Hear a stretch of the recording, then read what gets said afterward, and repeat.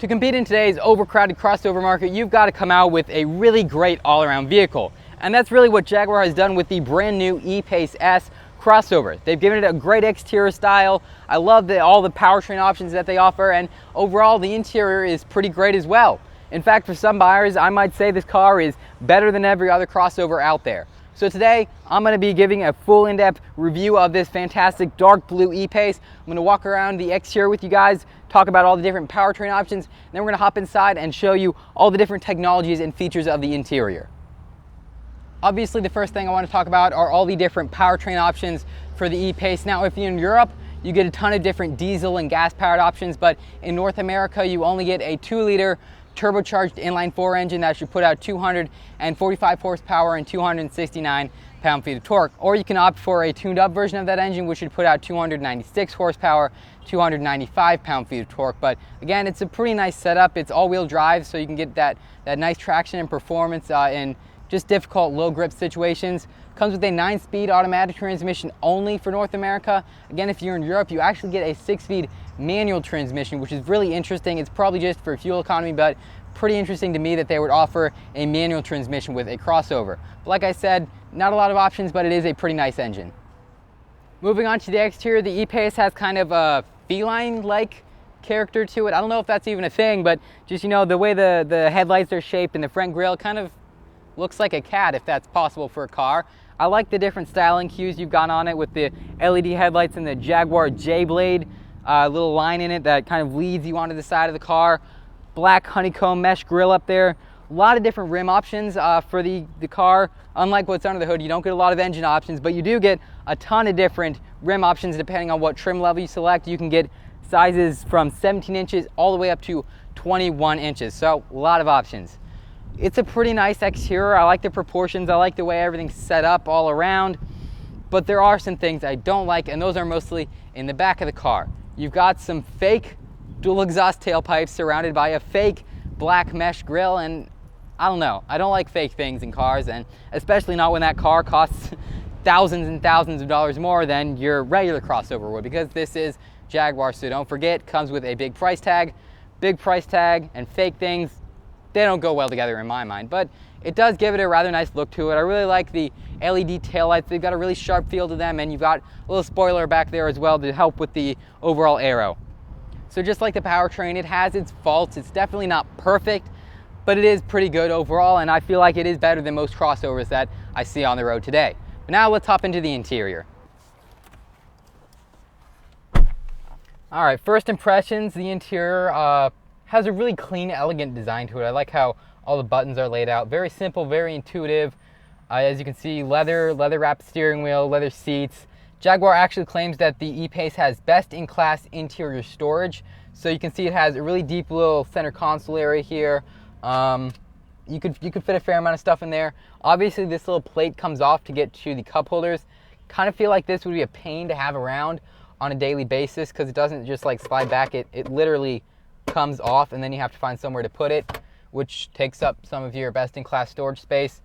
But you've got a pretty nice area here to put your phone, I guess. Glove box is a good size. Obviously, in the doors, you've got little pockets to keep more stuff. I guess, yeah, that's pretty practical as far as that goes, and it's part of the reason that makes me think that this is one of the best crossovers out there. Now, what makes me think maybe it's not the best crossover, despite what I said before, you know, everything's kind of nice, but when you actually get in the interior and you're feeling everything, you know, the quality is not quite where it should be. You know, this is a Jaguar. This is supposed to be a luxury car. You want to get in here and recognize that you're not sitting in some crummy Ford or Chevy. Not that there's anything wrong with those cars, but I'm just saying the materials should be nicer in this car because you're paying a premium to have those nicer materials. And honestly, they're really not. It's not really just terrible quality where everything creaks and cracks and all that, but really the leather is not that nice. The plastic is pretty hard, but there are places where you press on it and it'll creak. There's a little give. In some areas, it's not as bad as I first thought it would be when I got in here and I just looked at it all, but it's not as nice as I feel like Jaguar should be giving their customers. So if they want to really make this the best crossover in the market, that's really a feature that they need to upgrade in my opinion. Other than that though, the technology and the overall features, Jaguar did a great job with this. Available head-up display. You can have a standard 8-inch touch infotainment screen there. Jaguar calls it the touch system. It's a touch screen. Great name, Jaguar.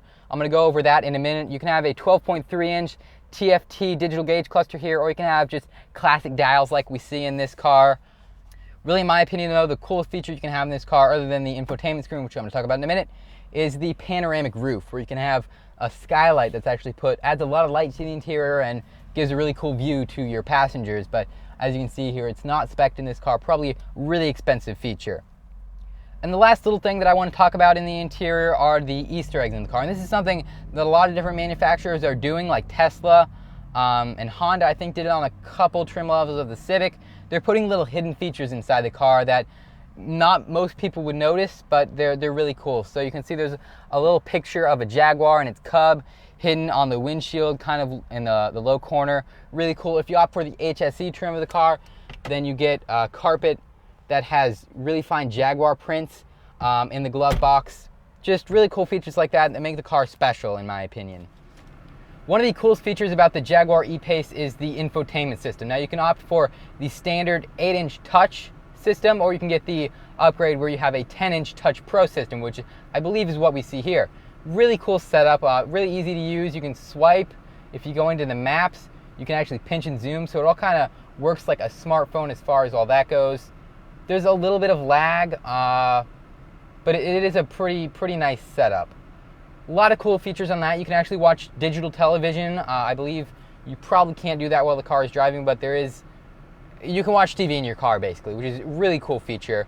The maps can be viewed in 3D, so if there's buildings around, you can see them like that, where they're kind of sticking up on the map. I don't know exactly how to enable that feature, so I guess it's not that easy to use. I can't figure it out just in the 5 minutes I've been messing around here, but somehow you can view the maps in 3D, which would be pretty cool if I could get it to come up. Of course, it comes with voice recognition.